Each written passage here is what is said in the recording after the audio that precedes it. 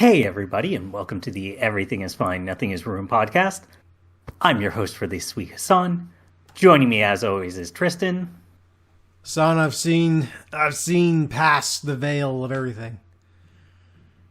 Gotta say. Okay, great. Well, folks, we have a bit of a different show than normal because my pal Tristan here, you see, he came to me all sad and upset. Yeah. And he's all, golly gee, Mr. Hassan, I'm so sad. I don't know nothing about this Baldur's Gate thing or these TTRPGs, and God, I want to play it, but I just don't know anything about them. Yeah. But thankfully for him, I'm an expert on both subjects. Hey, that's great. So I'm here to teach him and you, listener, all about Baldur's Gate and TTRPGs. Oh, buddy, that's great. I'm glad to hear it. So, first off, okay, I gotta know. I keep seeing a lot of things about math rocks. I'm not sure what those are. Okay, well, the first thing you gotta know before we get there is that TTRPG stands for Taking Turns and Rolling is Pointless Game. Now, I realize it sounds a little bit weird, but that's because the genre gets its name from the Mario Party series of games where everything is predetermined, so your turns and dice rolls don't matter at all. Now, I didn't know that. Anyone who's seen some Baldur's Gate and Mario Party will realize that they look very different. Very different. The reason for that is that Baldur's Gate is part of a different series of games called Warcraft. Okay, so what is this Warcraft thing? So Warcraft is a series of games from the 80s for the Amiga. Right, okay. And so it's like one of those? Yeah, no, that is the origins of both the TTRPG into Baldur's Gate. Should I play all of Warcraft from the Amiga era to get Baldur's Gate 3? Should I do that first? No, you really don't have to. So it's in the same universe, but Baldur's Gate is its own sort of separate thing, timeline and all that. Yeah. Okay. I see it also is related to this thing called Dungeons and Dragons. I don't know what is that? No, you know what? Were you looking on like Quora or something? You probably somebody's probably just confused. They saw the movie. Some of those characters in the movies kind of look like the games. They thought they're related, but no, I'm looking at my Chat GPT research here, and there's nothing about those being associated. See, that's the thing. I should have asked Chat GPT because I just went to ask Jeeves, and then I couldn't get a good answer there, so I binged it, and then went to DuckDuckGo. Yeah, no, I did all my research on Chat GPT, so you can trust everything I just said. It's totally accurate. Okay, fantastic. I'm glad somebody had the brains to go and ask an expert. So, because I didn't do shit this episode. Gotta say, nothing at all. I walked into this going like, what is a tabletop RPG thingy? I don't even know what this is. TTRPG? I thought it was a tabletop thing. You're saying something else. Like, that's cool. And then it's just like, okay, Baldur's Gate is related to this Dungeons and Dragons thing. I keep seeing these two words. I don't know why you would think it has anything to do with table. I mean, it's a video game. The Tabletop involved is to put your monitor, like TV on or something. Right. There are tables in the game. Like, that's true. But like, sure, you can't get on top of them. Have you tried to get on top of the table in this game? It's almost impossible. I think you can jump on top of some of them. I could be wrong. I haven't actually tried. Well, seems risky to me. Either way, I'm probably going to check out Baldur's Gate 3 for the first time today. And I don't know, I'm assuming pet horses or have a relaxing time, I assume. Raise a farm and maybe 3 kids with a wife who left me. Yeah, I don't think there are any horses in it, unfortunately. Oh, is there divorce though? At least. No, definitely divorce in it. Yeah, good. I'm glad, because that's my kink. So yeah. Well, you'll definitely get satisfied with this game, then, I guess. Excellent. Glad to hear it. All right. Well, I guess that's all we got to talk about Baldur's Gate 3 then, all right? No, I mean, unless you have any other questions, I think I've covered everything you need to know about it. Actually, Hassan, I might have been onto your ploy. Sorry, what ploy? That you don't know shit about Dungeons and Dragons or Baldur's Gate 3? Well, I saw the Dungeons and Dragons movie. I don't see how that's relevant to Baldur's Gate still. I got this little D20 here. That says that I know. Tristan, this is a video. It's a video game. That's not. You can't use the physical dice in a video game. That doesn't work. Well, I mean, like it typically wouldn't. Yes, but you do roll digital dice in this game, right? Right? Ray, you do. Yes. Yeah. So, Baldur's Gate 3, everybody. Man, shouldn't that background card be up there? Oh, there it is. Okay. Always late to the party. So, Baldur's Gate 3. Yeah, I wasn't gonna pick this game up back in July when I was hearing about it. I was like, there's a lot of stuff that happened in 2023 involving specifically Wizards of the Coast and Hasbro that has lost a lot of faith in those companies. And I was like, I haven't seen the D&D movie yet at that point, and might as well keep the train rolling. Baldur's Gate 3s are in the corner. I like me a CRPG. This one I can kind of skip, even though it is Larian, and they're great at what they do. And I was like, whatever. And then I saw more and more trailers, and I saw more and more people talking about it. And I was like, god damn it, am I going to play this? Tristan, what I'm hearing is a lot of words of you trying to avoid saying, yeah, and then I saw them say that there's bear sex in the game, and I just had to pick it up at that point. Oh, I was getting to that point, yeah. Oh, okay. No, but basically, yeah, 200 hours later in Baldur's Gate 3, let's say.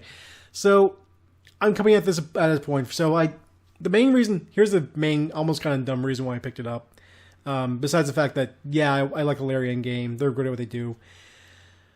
It really kind of boiled down to the fact that I am essentially the forever GM of my group. My Friday crew, I am pretty much always going to be the DM. And I think that's fun. I actually like being the DM. However, it does not bode well for how often I actually play a character in D&D.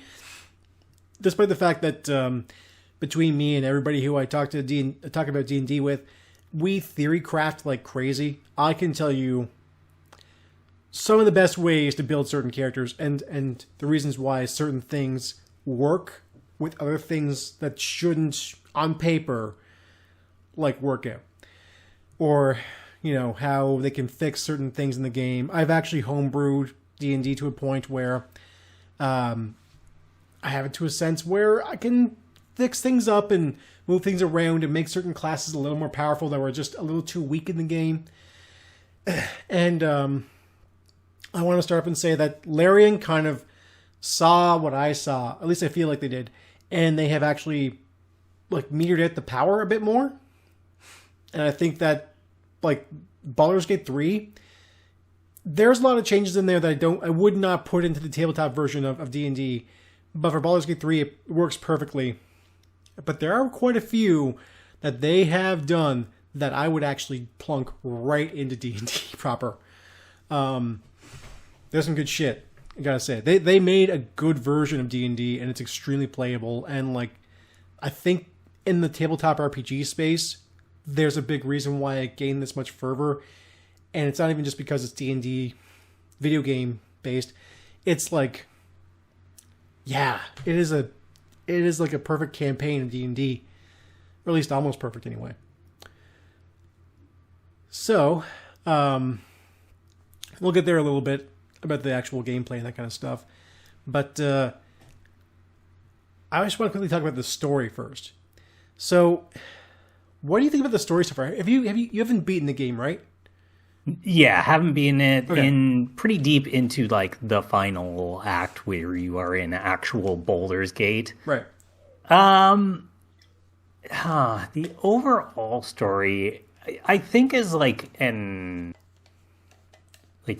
through story. It's fine, right? Like, I wouldn't say that the actual like, hey, trying to stop these mind flayers from basically taking over thing, and then spoilers, it kind of getting revealed that actually they're being controlled by these three acolytes. Was that what they called themselves? Acolytes, of these gods. That part of the story is fine. I don't think it's bad, but I also don't think it's particularly standout. As the sort of main overarching story, it's good enough to drive you along. Yeah. Where this excels is where a lot of D&D does excel, is a little bit more the how side things you are doing tie into it, the sort of the character specific second act, right? Yes. The second act where you're in the Shadowlands, and that's really good. You eventually end up sort of saving this cursed land, but tying it back to, hey, this druid guy that you had to go find and rescue from all these goblins is the guy who is going to be able to do this. And the way that it interweaves all that stuff, I think, is where it actually has some really good storytelling and it's compelling. And your companions have some really good character moment stuff. Yeah, for sure.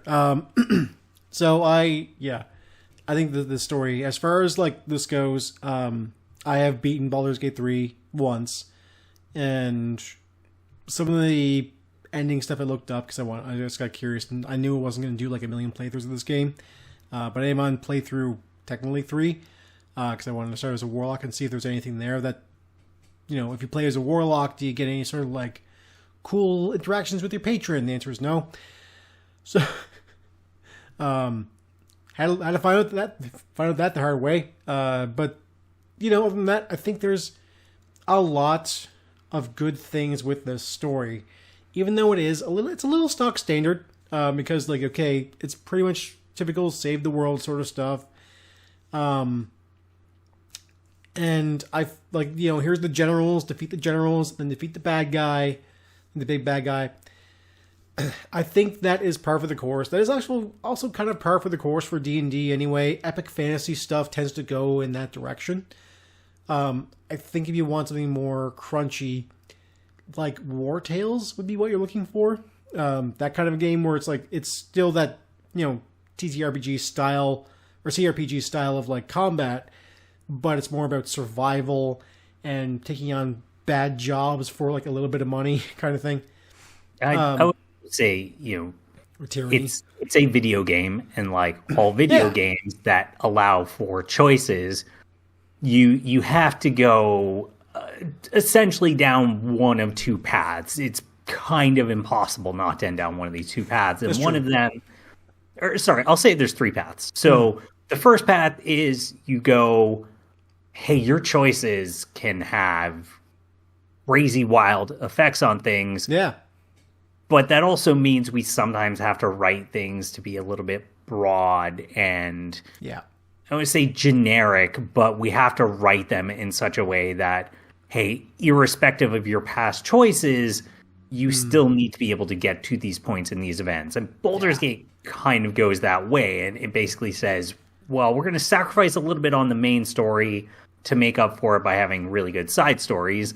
The other option is you just have a lot of guardrails in place, and you go, well, no, you can't murder this character. Yeah. No, you have to murder this character in order to have a really good main story, but that's going to be at the expense of character selection. And then your third option is kind of more of a Mass Effect where you can branch out a lot, but then at a certain point it kind of has to pull it all back in and say well, hey, it kind of doesn't matter if you kill or don't kill this person, we still have to get you to this spot. It still has to form that diamond, essentially, is the term I've heard. And so I appreciate what this did. It feels like the most appropriate way for a Dungeons and Dragons game to go and basically say like, hey, the main story is maybe not the best part of this, but that's because there's 1,000 other things you can do here that we want it to feel like an actual tabletop experience of go anywhere, do anything to a certain degree. Yeah, the cool thing with this game is that I feel like so here's the thing. The diamond shape is what most D&D campaigns kind of take anyway, because it's hard to run a sandbox, even in like a tabletop RPG. And a true sandbox would require essentially a lot of work directly at the table for things to work. So I think like if Larian had gone like more procedurally generated, then but then that's not that like I don't like that. No. Could work, give it like 10 years for it to really, for procedurally generated stuff to really actually work. But Larian, what they've done here is they've taken the diamond shape, which is what a lot of TTRPG stories take anyway, because like even I ran a like extremely like epic long 5-year campaign in which everybody got to like level 17. And even that had kind of like, it branched out. Yeah, you could definitely go out in many directions. But ultimately, when all said and done, it came to a point where like, you're going to fight the big bad. Or at least you're going to encounter the big bad. Whether you fight him is up to you guys. But I mean, like, you got to do something with that shit. So it all comes to the same kind of head. So I think that's fine. As a person who like knows D&D lore and enjoys those sorts of things, I like that they used the Mind Flayers. Like they could have gone Tiamat, Storm of Dragons kind of thing, and just leaned into the Dungeons and Dragons side of things, but they went Dungeons and Illithids, which is I don't know, I'm a fan of, because the Illithids don't really get a lot of play, and when they do, it's pretty sparse because they're hard to find in D&D Legend, and if you encounter one, you encounter like a few, and then they don't show up a whole lot unless you're star jamming. It's a whole thing. And same with the Yankee. Like having them in the campaign was also like a nod towards like, hey, the astral plane's a thing. You're kind of star jamming because you're on the Nautiloid. It's a whole thing, aspect of D&D that nobody really gets into a whole lot, but like, it's definitely there. Like, we like the weird shit, Larian says, and I'm like, I like the weird shit too. Yeah, for me, as somebody who hasn't played D&D in 20 years, I think, the last time I played D&D, it was still 3.5 ed. So you're saying, and I didn't play it that much. It was only like a couple sessions with some friends. Sure. So like, as somebody who doesn't remember a whole lot of that, a lot of the D&D elements of it just didn't ever really mean a whole lot to me. But it didn't matter. Yeah. I still really like the game. I will say though, as somebody who was playing this game multiplayer with a friend, there were some moments where he was ecstatic, like when Elminster shows up, and he's just like, "Oh my god, it's Elminster! He's here!" Elminster, yeah. That's good. That's good. You don't understand. He's like the greatest wizard ever. It's like, oh, okay, dude. Yeah, he's like the dude. He was it wasn't Gygax's first character; it was somebody else's. But like in the original crew that created D&D. That was like the first wizard, essentially. That's why it's a big deal. Also, the voice they gave him was really good. So I can't. There was something else where it was like one of the dragons, like the chromatic dragons or something, and he was very excited to start talking about them and have them be involved in some way. Just like, okay. Doesn't mean a whole lot to me, but I'm happy you're happy, buddy. I mean, you fight all of, 2 dragons in this game, I think? We fought only one so far. Okay, there's one at the end. There's one at the very, very end. So, okay. Yeah. Yep, we fought the, one under the prison, basically. Yeah. I really should put up, a big spoilers, banner this episode. So I don't think we've said anything too spoilerful so far. We're gonna get there though. Given. Yeah. Yeah. So as far as the story goes, like, yeah, I think that the actual good shit in this game is 100% like the side quests, doing the really weird stuff for characters, and then also like your actual companion quests. How many of those have you done yet, Hassan? How many have you completed so far? I definitely know we've done Astarion, Gale. Yeah. Astarion's got the best one, in my opinion. Yeah, his is good. Will's is okay. Shadowheart died in our game. Oh no! You also got this. You missed the second best one. So I did play that in a single player game. I'm like halfway through hers. Yeah. Karlach's kind of seems. I don't know if I'm missing something in Karlach's. Hers just literally seems like, hey, you just run into this smith, and then he kind of fixes up her heart. That's kind of it. And then you're supposed to like eventually like run into Demon a lot more. Yeah, we ran into him in Baldur's Gate, and he's still just like, yeah, still trying, but haven't figured anything out. Like, okay, I don't know how much. I actually have not fixed her heart in my first playthrough, so I have no idea if you permanently can, but hers seems like kind of weak. I know in my ending for my first playthrough, because my first playthrough, I decided to go as little save scumming as possible, and the last light in definitely fell as Marcus killed Isabel and took her away. Oh. And I was like, oh, okay, great. So that fight happened, and I was down pretty bad. And then I walk out, and everybody's a shadow demon, and there's all these other shadow demons, like tentacles rising on the ground. Mm-hmm. And I was like, oh, fuck. So I had to fight everybody. And then that is one of the few instances that we did save scum, because I'm playing with friends. So I'm controlling my character, a Gloomstalker. Yeah. And I'm also controlling Karlach. Yeah. Mm. And then he is playing as this gnome barbarian and is controlling Gale. Mm. Yeah, sure. And so we get in the fight. It's like, whatever it is, second turn.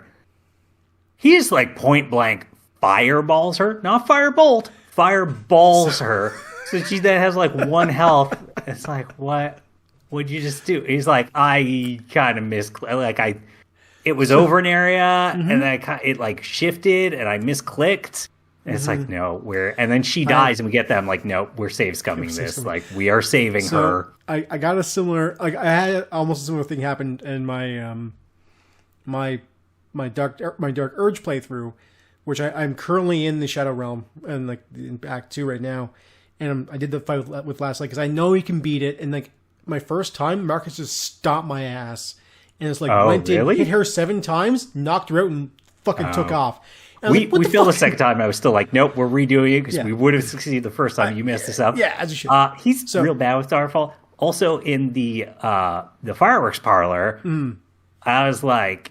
Oh. I just said something about like, just be careful with your fireball and like what you're hitting. And then he fires it off and just boom, boom, boom, boom, boom, boom. I forgot we're in a fireworks place. And I was like, that's why I said be careful. Yeah. I probably should have said be careful, not just to hit us because we were close.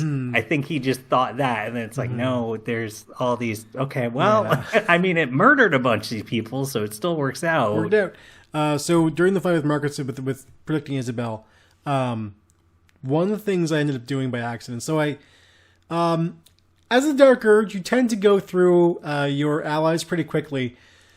I'm missing Gale and Lae'zel, for reasons. Oh, okay. Gale was the first one to go because he can cut his hand off, and that was a bit of an accidental one. You know how you meet Gale where he has his hand in through the portal, right? And he's like, "Take my hand," and like you can fantasize about cutting his hand off, and then when you come to from the fantasy, his hand is lying on the ground, and if you have Astarion, he's like, "Holy shit, dude!" Yeah. Like, I thought I was fucked up. That was crazy. You're a psycho. Yeah. So I now have a bag of all my trophies that I keep on my person at all times, including, the bard you meet in the Druid Grove? Bolo, yep. Yeah, she's also one of your targets. Oh, no, the Tiefling Bard. Tiefling Bard. Okay. Oh, so if you are Dark Urge and you meet her, she just kind of stumbles upon your camp one night and she's like, I want to be an adventurer like you guys. I want to hang. I was like, yeah, this is how you get a bard in the party. Great. No, you wind up murdering her that night, and then your infernal butler shows up. He's like, "Ooh, good master, you've murdered again." I'm like, what the fuck? And you gotta hide the body and shit. Anyway, so anyway, yeah, you have to hide a body. I mean, so I'm lacking spell power is what I'm trying to say, because in my Dark Urge playthrough, I'm playing as a rogue monk. So going into the Marcus fight, I was like, okay, I need some spell power. I got a hireling, and I was like, okay, you know what? And one of the hirelings is like he starts off as a sorcerer. I was like, okay, I can fuck with the sorcerer. I haven't actually done sorcerer or anything in this game. You know, cool. Yeah, let's go for it. So, you know how like in Baldur's Gate 3, sometimes you think you've clicked a thing, but you need to click to confirm down in the bar somewhere what you're trying to do? So I have a very similar thing that happened with Fireball, where I thought what I had done was metamagic careful spell so I can avoid my allies. And I dropped the Fireball in the middle of the room. And then, luckily, I'm at this point I'm playing very well, and none of my allies died, but they did all lose between 23 and 35 HP. Oof. It's a lot. Karlach was fine, being a barbarian tiefling. Bear barbarian at that. But yeah, that second fight almost went bad because Isabel also escaped the room that I had blocked off with a bunch of crates. Oh. She like pushed through them like, I'm out of here. I'm like, no, come back. And started fighting the demons. But yeah, that one I ended up thankfully beating. But like, yeah, it is too easy in this game to just misfire. Yeah, I sort of two big complaints about this game. One of them is definitely that like, and this first one is unavoidable, but it's very much, you know, it's a CRPG, so there's a lot of just learning menu UI stuff. Yeah, that's true. But then on top of that, there's also just a lot of, I don't want to say useless stuff, but there is a lot of functionality in the game that you can kind of just completely skip and ignore. Like potion making, we've effectively never touched. So we've done it once or twice when it's like, oh, hey, we really need a potion of speed.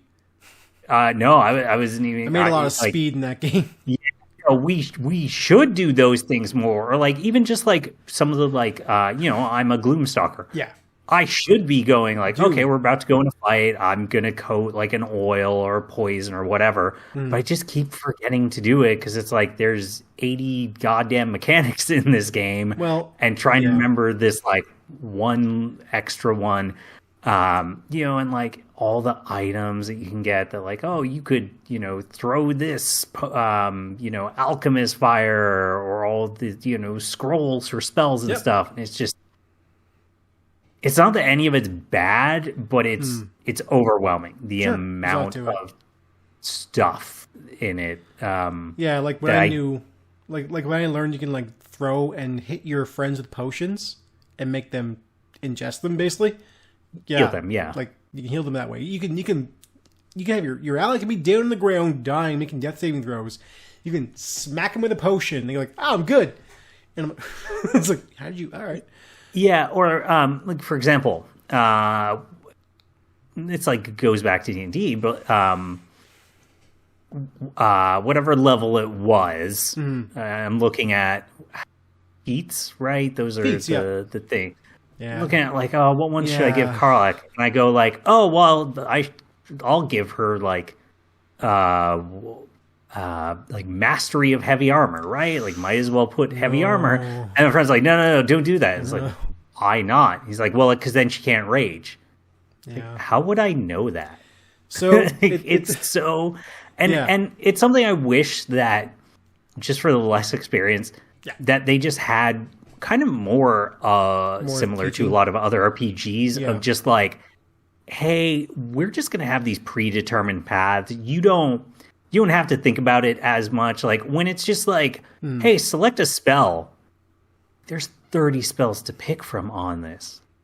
Do I want another like level 2 spell? A level 3? Should I take another level 6? Like, I just wish that it had more of a like linear, like one of two options. Like pick this spell or this spell. Hey, do you want to make this a lightning mage? Great. We're going to take care of it.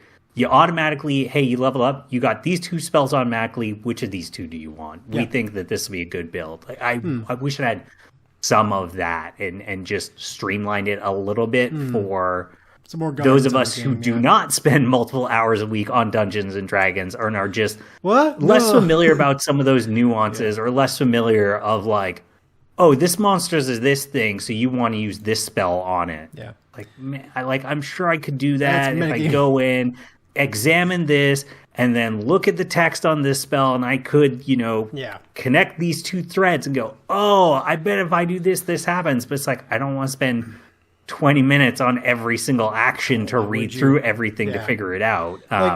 It's because I've been playing D&D like my entire life, and like I picked up 5th edition when it first came out in 2014. I know how this shit all works. Like even the new stuff they've added from other books into Baldur's Gate 3, like Gloomstalker is not in the core player's handbook. Like that's technically a splat book. I wouldn't call it a splat book, but old Paralance and us grognards, it's a splat book. So basically like that, like the Gloomstalker is from that area. Same with like the Spores Druid, which is in Baldur's Gate 3, is from the same book. It's an extra thing, and when that book came out, and when Gloomstalker came out, people were like, "Oh, Ranger doesn't suck anymore because Gloomstalker exists." The Dread Ambusher ability at the start of every stupid good, right? Good. But like that's one of those things where having a DM would be really good because they're gonna go like, "Hey, don't forget, this character is weak against this," or like, hey, don't forget, you get your Dread Ambush ability and you haven't used it yet, right? Don't forget your 3rd attack. Like those kind of things would be like really good, but because this, like maybe 20 years from now, you could have sort of, some sort of AI, for lack of a better term, that could like, I'm trying to think of there's a term for it, but like in scenario, like contextually give those hints and know like, hey, you seem to be struggling on an action to take, like, you have this like lightning arrow and that a lightning will stun this enemy. It's like, oh, I did not know that. Like, Thank you very much, game. Yeah, the game has a whole elemental system that it doesn't tell you about, actually. Like, hitting somebody in water with lightning is a good idea, because reasons.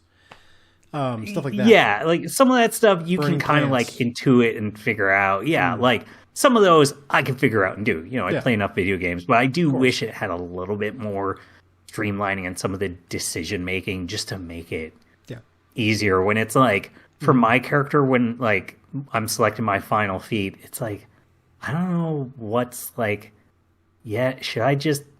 It's like, do I just take an ability that's like, just give me more strength or more dexterity, or do I bother with, like, maybe I should take more cantrips? Like, probably not, but... Some of them are... Okay. All right, okay. Here's Tristan's guide to Baldur's Gate 3. Might even clip this and put it into a different video. Who knows? So, you got a range build, take sharpshooter. As long as you have the archery fighting style. Already got that. You're good. As long as you have the archery fighting style, you're fantastic. It actually negates the -5 to a -3 instead. And if you can get advantage equally, for the most part, equals out to +5. So, if you got a heavy weapon character, go Great Weapon Master. It's the same thing as sharpshooter, but a few extra added benefits, different things. Unfortunately, you can't actually get that +2 to hit like you can with the archery fighting style. There's no real way to negate the -5. So try and get advantage as much as possible and also jack up your strength. Boom. Done. You got a caster. Don't take poison spray. Poison spray. If you can get guidance, take guidance. Guidance is the best cantrip in all. Guidance is really good. If you want to basically be a really good caster, take 2 levels of fighter. 2 levels of fighter gets you action surge. Action surge gets you a whole extra turn. Boom. Or go sorcerer and get the meta magic 2 quicken spell, which costs a lot of points, but lets you cast as a bonus action as well. Or if you take a speed potion or cast haste in yourself or whatever, you can then actually cast a leveled spell for an extra turn. You can't typically do that in D&D proper. This is one of the things that Larian did to make Baldur's Gate 3 more potent in the spellcasting region for their own game. But yeah, that's essentially my guide. Because the problem with D&D ends up being that even in the TTRPG space, this game has like, hey, if there are certain builds that really dish out the damage. And Hassan, like if you're sitting on Gloomstalker and you have Sharpshooter, you're golden. You have the highest, like one of the highest damaging builds in the entirety of D&D across the board. I'm actually probably playing a weird build where like let me hear it. I keep. Well, it's more so the way that I play and like some of the like sort of spells abilities I've given my character where I'm apparently using a lot of the spells that like people don't very often use, but I've given my character silence. Silence, yeah. Darkness and fog cloud. So like I just basically like keep showing up and just interrupting the enemy. So like there was like one scenario where I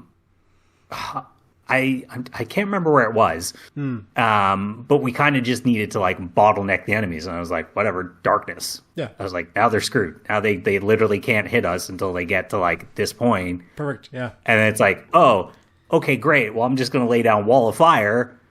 So now, like, they can't hit us. They have to walk through, or like he laid down wall of fire with Gale. I know what you mean, yes. So it's like they have to walk through this. They have to take this fire, and then we just like hit them once they're out of this. Or like another one was hold on, but from the psychology of this. They're like, okay, we have to go through this darkness to get to them, and they exit the darkness just as a wall of fire hits them. No, the wall of fire was like in the middle of the darkness. But like they literally have to go into this darkness, so then they can't hit us.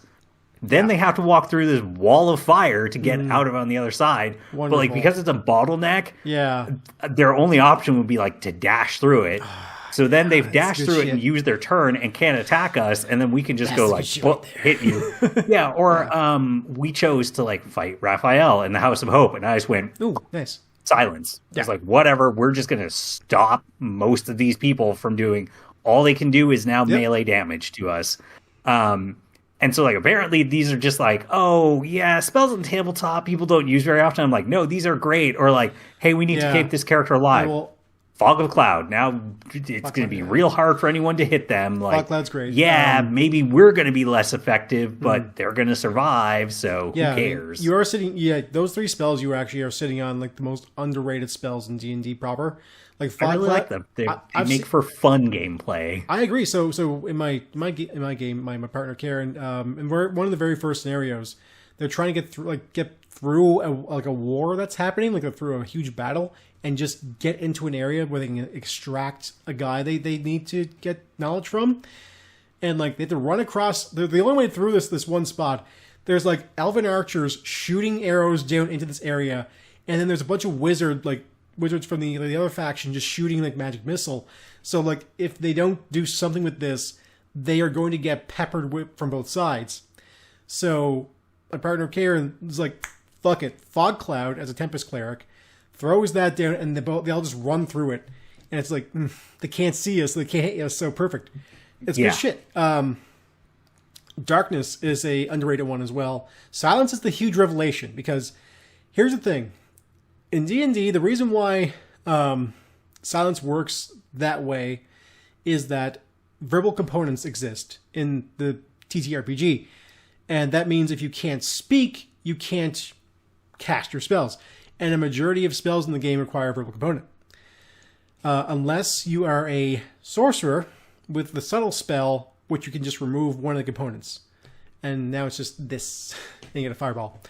But silence is the revelation going like, oh, we have access to a very low level way to mitigate spell damage. Okay, cool, let's use that now. But darkness is the one that I like a lot, because if you do another playthrough and you play as a warlock, or just pop it on Will, what darkness is good for, if you have Devil's Sight, you can see through your own darkness, or darkness in general. Oh, I didn't know that. Yeah, Devil's Sight lets you walk into darkness and go like, I can see all you shits. What you do is, you put it on yourself. Yeah. And you sit there, and you are a turret. Yeah, no one's going to be able to shoot into you. No. You could just shoot them. Yeah, they can walk in and try and get you, but they're blind, so you just walk away. That is the... I've seen some people say they find the combat boring, and it's their least favorite part of the game. Oh, and really I can understand why someone would say that, because I do like the combat, but I'm a little bit more of a tactics style game, sure grid-based game, and right. that ability to think about it more like chess, where if I have this character move here, do this move, and if I can move, no, that's not going to work, because then they're going to be able to hit that character, and they're low on health.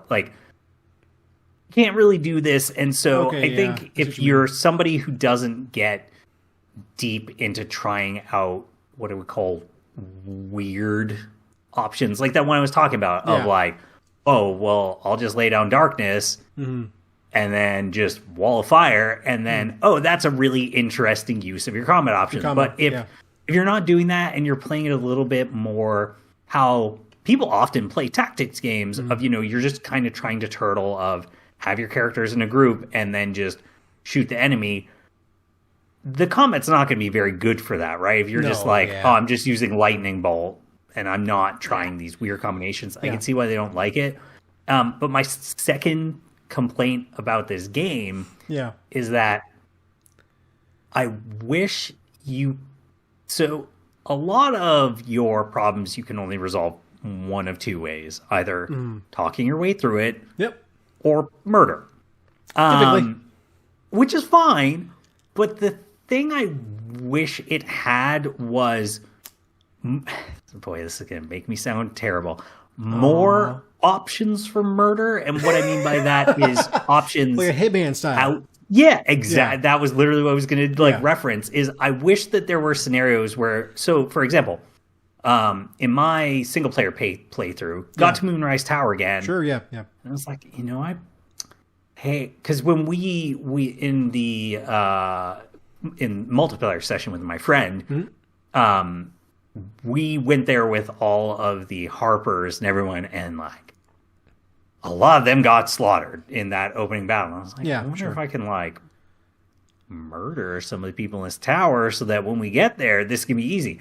Discovered it's really easy to just get all the people in Moonrise Tower into pretty small groups of sometimes just one or two people, and just literally clear out those two floors. Even you can even technically clear out where Ketherick is up top, so that he's just solo when you get up there.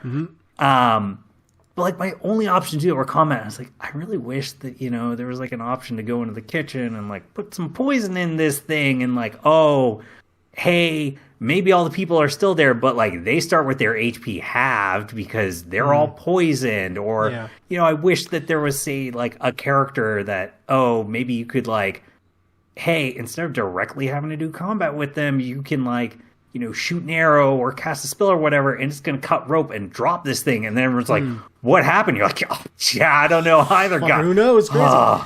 Yeah. Probably some lazy tiefling or something didn't tie the rope right. Now he's dead. God, hate them, don't you?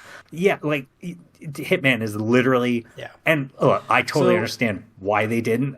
This game already. Yeah, it's already took years. Would be difficult. Yeah. The idea of adding in Hitman layers to it, it's like, okay, this game takes 10 years to make and costs $1 billion. What if I told you there are some spots in the game where you can go full Hitman? The Goblin Camp, you can actually do some stuff like this. Oh, I don't think we ran into any of that. So, okay, you know when you go to the Goblin Camp, you know the party they have at the very entrance of the camp? Yeah. Where the ogre is guarding? Well, there's actually a barrel you can poison. And that's the drink barrel. And then if you go in further, there are multiple chandeliers you can drop on like the generals. They don't instant kill them, of course, but you can still at least like do a lot of damage. Do a bunch of damage, yeah. But these are fire chandeliers with flaming sconces on them. Smoke powder exists, and nobody's gonna, for some reason, question why you're putting a bunch of smoke powder barrels around.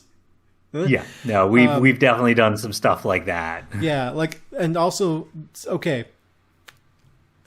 My favorite spell in this game is Thunder Wave. Has anybody used Thunder Wave at all? In single player, yes. Not in the I don't think any of our characters have it in our multiplayer session. So if you can get somebody on the edge of a cliff with Thunder Wave, that's an instant kill. Boom. Oh, and don't get me wrong. Like, there are other things that we have fixed it. Like, I forget what the mage guy in Act 3 who really wants oh my god, I can't think of her name. The angel lady. Oh, this guy. Yeah, that dickhead. Yeah, like his tower. Damian, yeah. So there was like a room that we needed to get into. Can't remember his name. And you're like, there's a bunch of watchers on it, and it's like, oh, you're clearly supposed to like, go off, complete a bunch of stuff so that you can then come back and like do it. But because I've got, like real high dex and like I've got pretty good lockpick skills, it's just like, well, okay, first I'm just going to cast darkness on this so they don't see me lockpicking. Yeah. But then they notice when I walk into the room. Mm-hmm. So then it's like, okay, well, what if I'm just going to, since this door's open, do hide in plain sight, walk in, close the door behind me. Yep. Okay, great. Now I can like grab these items and figure out like the solution to this puzzle later on before we even go any further in. So like there are Oh yeah. So there are times where you can get around scenarios, the outside of sort of combat ones, the outside of like, well, you have to murder this person.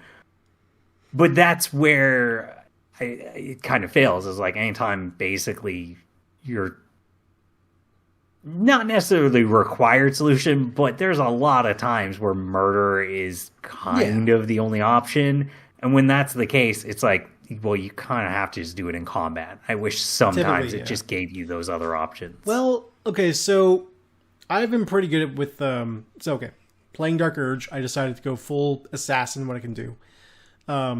But that said, I'm not playing assassin rogue. I am 3 levels of rogue to get the thief, and then the rest of the way monk, open hand monk. And so far, what has happened with this build and my ability to play this game is I tend to creep around a lot, and when there's an enemy or someone that I want to kill, I go into turn-based mode myself, and even without sharpshooter, I just down that one enemy instantly. And then just because I have the cloak that lets you go invisible, you drop that and you walk away. It's a thing of like you're still doing it in combat, right? Sure. Because definitely sometimes I like am in similar scenarios. Like the range on my character is just stupid, so I'll just be able to like. It's actually, I found in the game, it's better to not go into turn-based mode, because what I can do is I can usually get off 3 shots before a character is like able to get close enough to figure out I am doing the shooting. I literally am. I forget who it was. There was like one of the boss characters where like I got 2-ish thirds, maybe 3/4 of their health gone before anybody reacted, and it actually triggered the turn-based combat because it was just the distance was far enough away that by the time they turn around and start walking towards us, it's like, I've gotten 2 other shots off on you. All right, here we go, bitch. Yeah. Sometimes you can just super range enemies like that, or even other characters. I actually discovered, so in my third playthrough, I just started as a warlock, like I said. In the druid camp, there's a section where there's somebody posted up on a cliffside, and they're hard to get to, unless you have Misty Step or whatever, or just really good jump. So I Misty Stepped up there, and I walked over to the edge, and I could actually see Karlach just kind of sitting in the distance. And I was like, oh, that's a long way away. I wonder if I can just kind of if there's any way for me to interact with her from this distance. And yeah, I could Eldritch Blast her from that distance. I shot her once. I was like, oh, okay, so I'll be right back. Yeah. I can't believe you could. What a jerk. I mean, I wouldn't. Karlach is the best character in the game. I wouldn't kill her. But I just had to know. But yeah, you could. So I like the fact that if you can actually see the character at a certain range, and you have enough range in your weapon or your spell or whatever, you can just do that. You could just murk them like that, which is, how the game typically is anyway for D&D. As far as the way this whole system rolls, Larian's done a good job of basically letting you achieve those things. Like I said, walking in an area, you have just enough range, you put a bunch of arrows into a guy, and they go hey, wait a second, I'm being shot at. Well, or what you were talking about earlier with the goblin camp in that underground area. Yeah. Because my friend is playing, it's relatively early, and he's a barbarian, so a lot of strength, which means he has a lot of carrying weight. Yep. Most of those fights just involved it starting with him being up in the rafters and just going, smoke powder bombs, smoke powder bombs, smoke powder bombs, just raining down barrels of explosion on them, where it's like, well, this fight's not so hard now. Small little pro tip for you. So the elixir of giant strength, which basically doubles your carrying capacity, lasts until a long rest. So, at this point, he's moved to just carrying around a million tridents and daggers and stuff. He's just throwing these things at people, doing a bajillion damage to them. Throwing, definitely broken in this game, throwing. Yes, it is. One of my favorite things, speaking of broken throwing, my favorite thing to do in this game, as far as throwing goes, as Karlach or Barbarian or whatever, you walk up to an enemy, you pat them on the head, and you click throw on them and just chuck them off a cliff. You could just do that. He's done that a lot. Fuck this guy. Throw Fuck that guy. enemy A into enemy B, and then they're both dead. Yeah, exactly. You never gets old either. It's always funny. You can also let the kids, which is even, it's just really funny. I'm sorry, why are you throwing kids around? It's funny. What do you want? I guess you are an evil person in the game. Yeah, I'm playing Dark Urge around, man. There's 2 ways to do Dark Urge. You can either resist it or you can lead into it. And I've kind of gone middle ground. Because there are some choices where hey, the Dark Urge is hey, you should kill Isabel because fuck her. And I'm like, but I did that. I didn't save her in the last one, and I want to see how it plays out. I was gonna say you definitely shouldn't kill. I do not want to have Dame Aelin as an enemy. No, she's a very powerful paladin. I don't know what you chose when you got to that guy in the tower. He is excited to show him her hammer. Yeah. No, so okay. One of my favorite things in this game is that you can just kind of shut up and let the NPCs talk if you want to. And when it got to that point, he's kind of like, oh, great, you're here. Let's throw down. And she's like, fuck that, I'm killing you. And I'm like, what she said. Yeah. It's my first time through with the Sorcerer Sundries guy. I was like, yeah, I guess we're killing you, dude. Sorry. No, he has it coming. Yeah. At that point, I was playing a wizard, and I also have Gale as well in the party at that point. Just sorry, man, this is not going to go well for you because, like, we're going to wizard you so fucking hard because you both have counterspell. Too fucking bad. Good luck, I guess. So I just posted my own wizard up on top of, like, one of the areas, and, like, whenever he casts a spell, I'm like, no. I can do this all day. No. Yeah.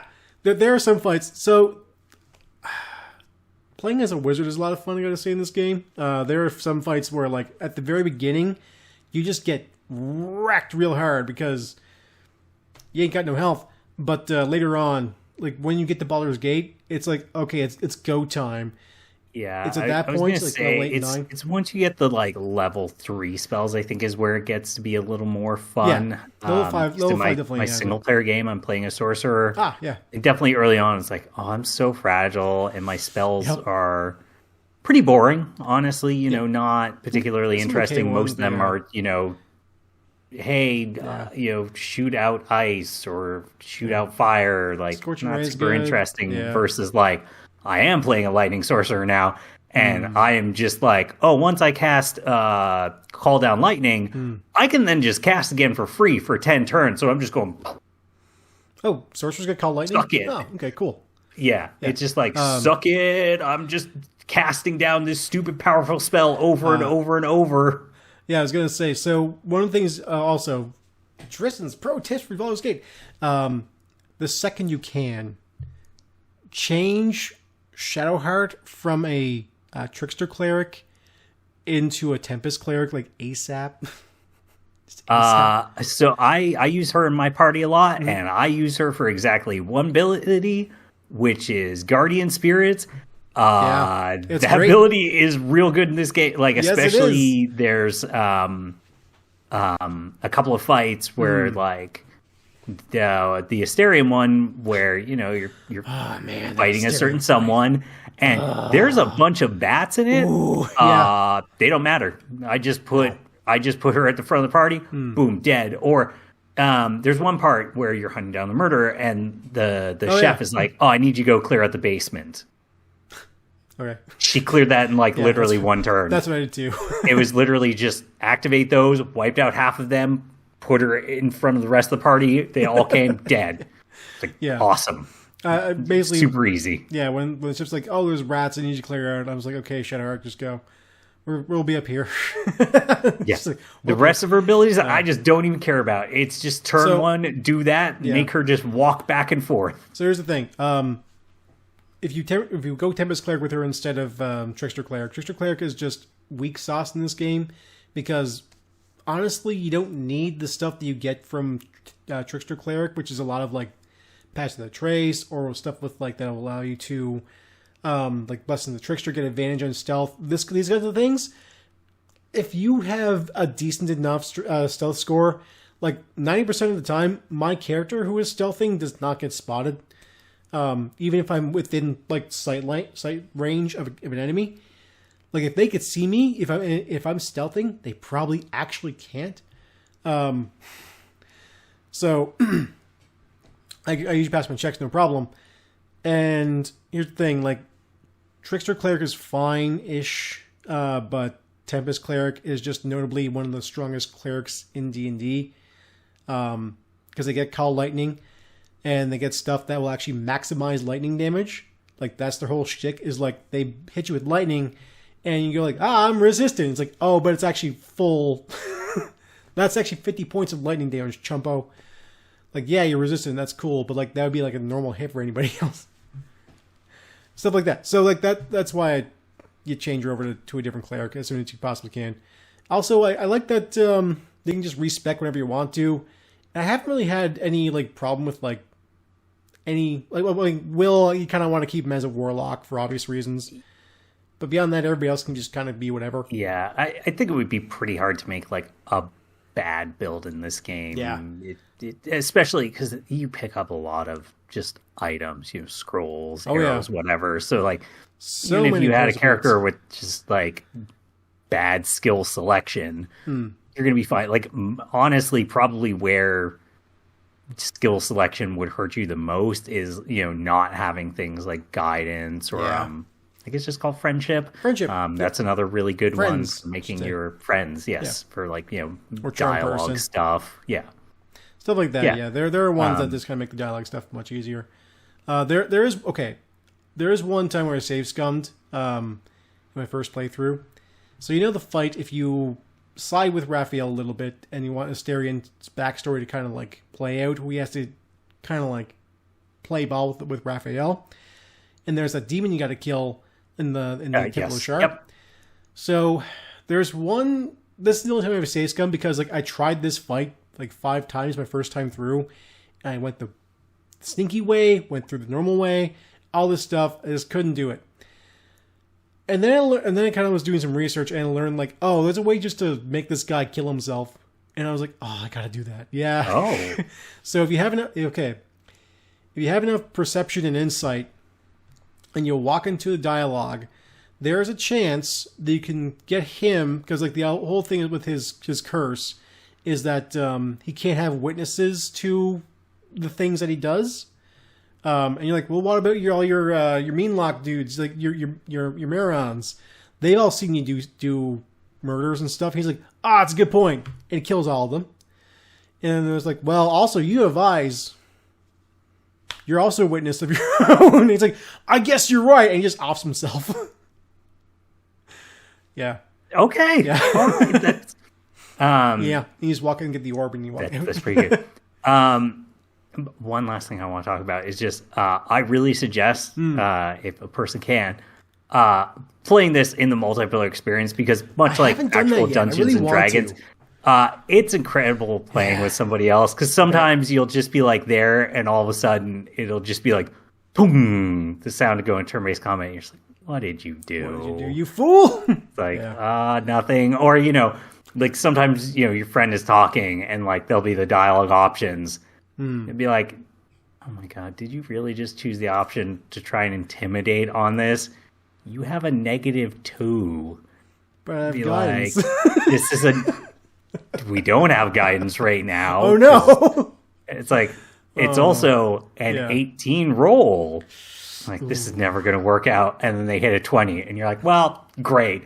Or you could do what I do, which is still my favorite moment of playing this game, which is so after we had saved the druid camp and all the tieflings had left, it's actually, we had already gone to Act 2, and I was like, oh, we need to go back to Act 1. We need to go to the druid camp. There's a thing I found in my single player game. And his friend's like, okay. And so we walk all the way down. And I didn't like the druids in our playthrough because they're a bunch of racists, and I was like, man, screw these racists, they suck. Fuck them. Plays on teeth. And so we like walked down into their enclave, and then I was just like, oh yeah, by the way, sorry. He's like, what? And I just literally grabbed their idol, combat trick. He's like, are you seriously doing this? I was like, oh yeah, we're murdering all these druids. We're not letting these racists live. Like, I don't know that, like, being a racist is justification for us slaughtering all of them. It's like, well, it's too late now because I got their idol and they want to murder us. I want to sell it, so. Oh, no, we can't. No, if you hold on to it, I don't. There's 2 idols, and like they will give you a boon as long as they're in your inventory for. Oh, okay. I don't know.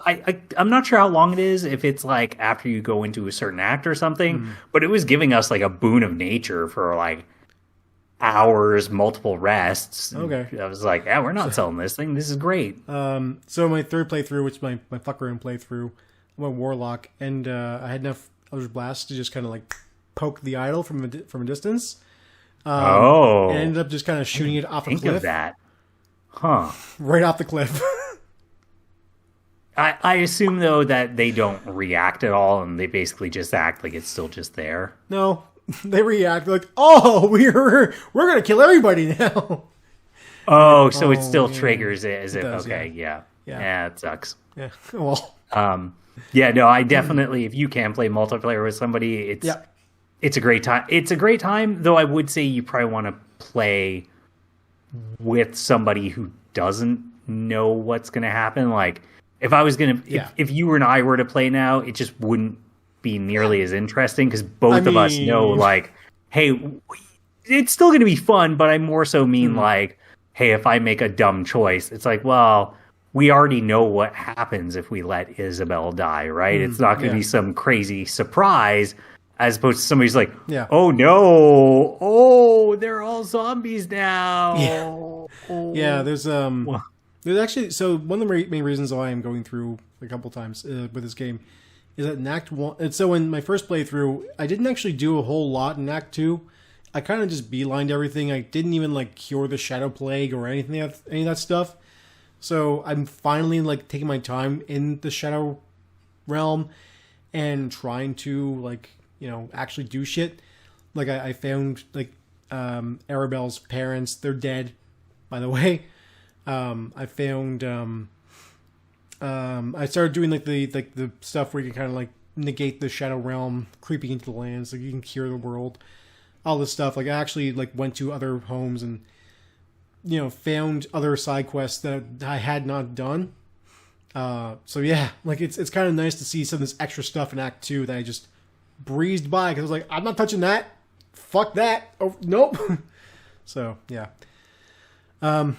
Yeah, I like that you can kind of like, you can just bypass a lot of stuff in this game and never really see any of this stuff and then just walk by it. But if you just investigate a little bit, you can be like, oh, there's some cool shit here. There's this, there's that. Blah, blah. Yeah. Baldur's Gate 3, a hell of a game. I do want to play it with a multiplayer at some point because... Yeah, I will say that multiplayer, a little glitchy.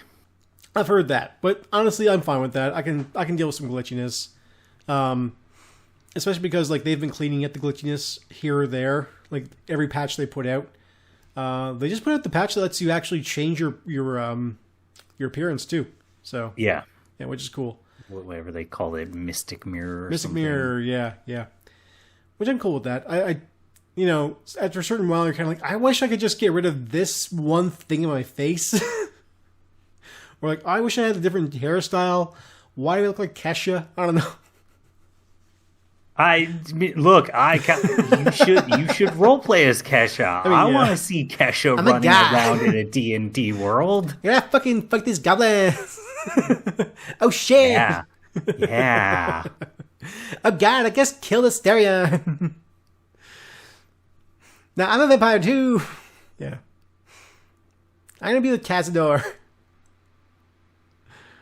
Yeah. Also, just to end this off, I guess, the best. Just to spoil things more. So far, what's your favorite part about the game? Like favorite quest, let's say. Ooh, favorite quest. Let me just think through the quests that we've done. If there's been, so I probably the one that I think elicited the most reaction out of me is actually in Act 2, the Shadowlands. Yeah, sure. I think it's like, I forget what they're called. They're like Ketheric's generals, where there's like, there's like the surgeon guy, the gold guy, or whatever. But there's the one like fat dude in like Balthazar, basically a bar. Oh, that one. That guy. Balthazar's his like brother or whatever. But there's this like one of the Thorms. Yes. Yeah. And he's like, tell me a story. And so when you're doing multiplayer, depending on, it's usually who like either walks up and clicks to talk to a character is going to be the player who gets to make the choices. I think if there's like more than two people, it can go to a vote system, I believe is what I've seen. I might be mistaken on that. I'm only playing with one other person, but typically whoever it is, they get to make the dialogue options. Usually we'll discuss it out, but sometimes it's like, nope, I'm making this choice. I don't care. This is how I feel. So I happen to have like good persuasion, and I'll usually get like, you know, depending on what it is, like, you know, at least sort of a +3 on things. Sure. He does not have good persuasion, and I think is up to a -2 now, or a -1. I think he was -2 at one point. So go up to this big fat guy, and I'm just sitting there like, okay, great. So we're gonna oh, you're gonna fail these rolls. We're gonna have to fight all these people, and we are not in the best shape right now. Yeah, I thought they were pretty bad. Yeah, because we got there, we weren't in great shape. We like stealthed in, then we're like, it looks like we talk to them, so maybe we don't have to fight. And he was like the first Thorn we met. Yeah. And so, it's this little dwarf guy, and so he's drinking and telling him stories. And so he failed, I think it's 4 or 5 rolls. And he did fail the second, used one of our inspiration dice to re-roll. Yep. Other than that, and that last one, it's like, oh, you have to hit whatever it is, like a 19. It's like, you have a -1. You're not doing it. Rolls a 20. Manages to do it. And then this big, just pile of, slime, essentially. Yeah, slimy flesh man. Slime man. Yeah. Just drinks himself to death. Mm-hmm. It's like, this is incredible. Yeah. Should not have been able to do this by any metric. You have terrible persuasion. Absolute worst character we could have to do this. Yep. We're in a bad state. This is going to be a fight we do not want to do.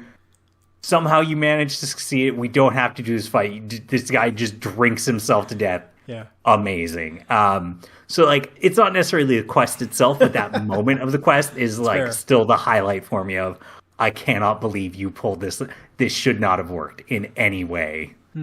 Again, like a real D&D game. There are those moments in multiplayer where you're just like, this is so stupid. This is so stupid. It shouldn't happen. And it's so much better because, I'm doing this with someone else. Yeah, absolutely.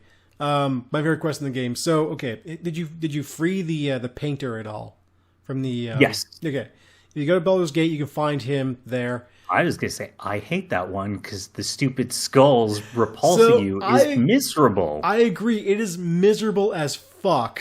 But here's the thing, because it is so miserable, it kind of sticks in my mind as probably the worst quest in the game. But B, I think my favorite one, because it does feel like a thing I would set up for my players. 100%. If I was a DM, these are pulsing skulls, you get even kind of close to them, fuck you. Fuck off. Get out. You can't even stealth up to them.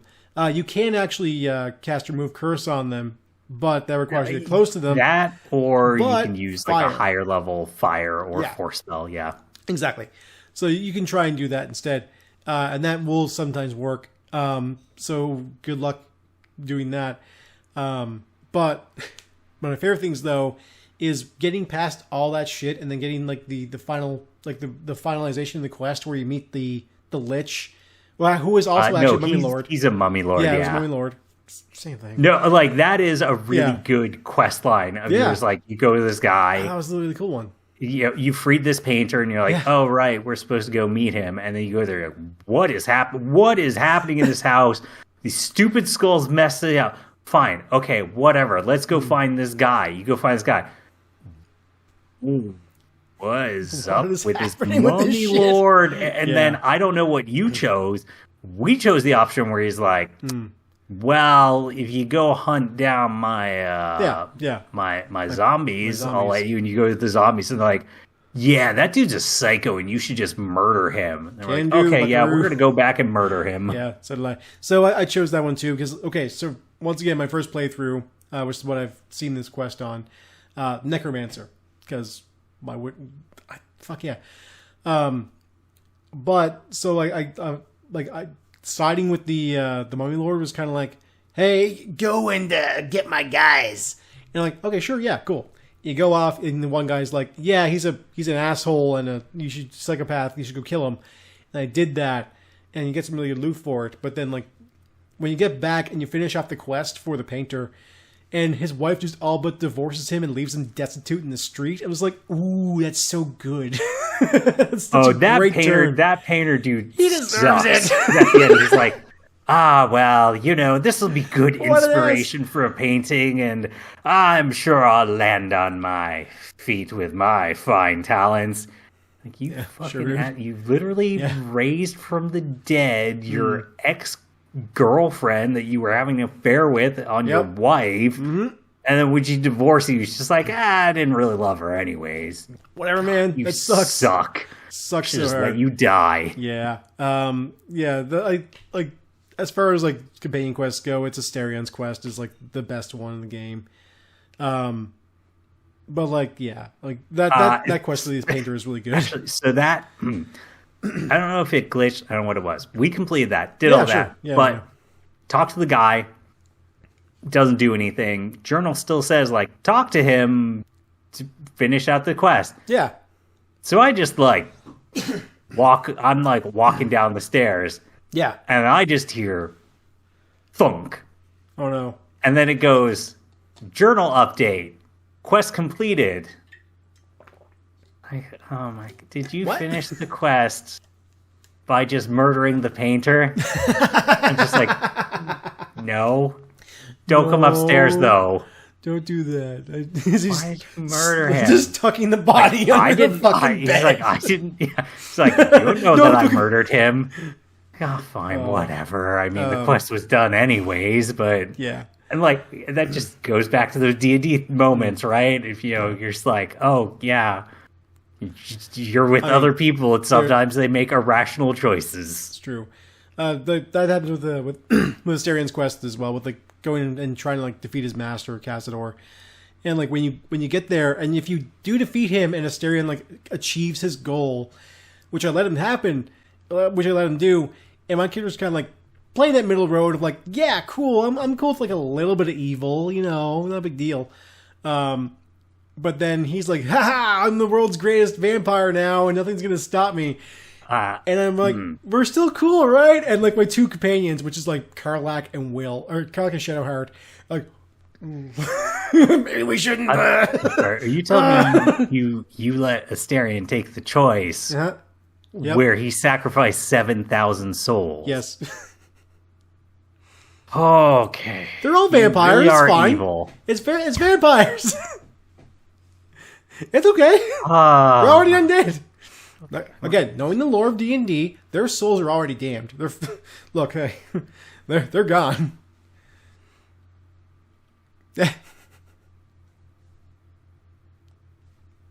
Anything else you want to tell the folks about this game, you psycho? Go do Astarion's quest and let them do it, because the reactions are fucking hilarious. Because does he actually still stay in your party? Yeah. Oh, straight up, yes. Supreme demon vampire lord. Oh yeah. I assume he becomes very powerful then. Mm-hmm. Yep. Okay. He's extremely powerful. Right. He can just like basically just, like his bite attack is like stupid powerful. And it's shocking. Yeah. And he has the souls of 7,000 people. Yes. And then on top of that, again, the best part of it, the whole thing though, is reaction of like, sorry, I had Will and Shadowheart in the party, and both at this point were like Shadowheart changes allegiances to a cleric of a saloon, and like Will's just like, I made him a paladin as well, which makes sense for him, and they're both kind of like, hey, we gotta kill Astarion. And I was like, no. And then he's cackling. I'm like, oh yeah, I guess we gotta kill Astarion. So the final battle, I just did away with them. That's somehow even worse. Yeah, well, couldn't even kill him by your own hands. Yes. Well, no, I did, just with a thunder wave. Oh.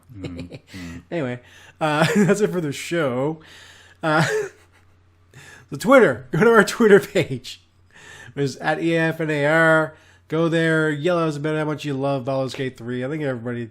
I should have my intro as Elon Musk playing D&D. That would have been funny. Oh, he'd be the worst at it. No, he'd be the worst at it. He would try and Mary Sue his character. No, my character knows all the sorcery spells, but also they are a sword master. Yeah, he's but also they can use all the cleric abilities. Yeah, they're a monk. They're both an expert with sword and bare hands. I mean, you can kind of do that. Okay, sure, buddy. Yeah, no. I'm sure he plays D&D or I've got people to play D&D with I have him. 20 in all my stats. Of course he does. Fucking Elon Musk. Go to our Twitter page and yell at us. And if you want to, you can share our show, like the show, like and subscribe on the YouTube channel. We're on Spotify. You can also follow us there. Do all the things. Do all those button clickety-clacky things you can do where you press a button, there's usually a little heart or something that shows up, or a thumbs up. Do those. Because, yeah. And then if you find our show, I don't know, in the den of an owlbear, pick it up and just present it to somebody else. Don't go into the den of an owlbear. That's a bad idea. Do it! Kill the owlbear! Save the kid, though. Save the owlbear child, because he's a precious little bab, and you need him. Oh, yeah, no, he's great. Yeah. Friend! I like here. I like meat! Yeah, I know you do, buddy. Yeah, go there and do those things. Also, go to our friends over at DJDane.com. That's the guy that's in music. DJDane.com! Go to his website, listen to his great tunes, and I'd say just partner up with him on a great adventure. And then when he wants to become demon, a vampire lord, just let him. Please don't. No, stop it. 7,000. There's more than 7,000 souls in the world. It's fine. Do not. You'll have to murder him. There's more than 7,000 people out there, Hassan. It's fine. Yeah, you're gonna have to murder Andy. I mean, you have to. He might be a good vampire lord this time. Might be. Not all vampire lords are evil, okay? Just 95% of them. They literally are sacrificing 7,000 souls to gain power. They're all evil. No, Strabon Zarevich is kind of, yeah. And no, he's pretty evil.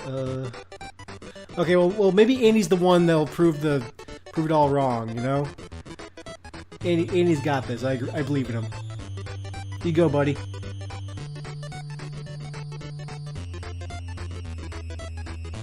Anyway, that's it for our show. Tune in next time for another Effendus episode of Everything is Finally Ruined. See ya. See ya.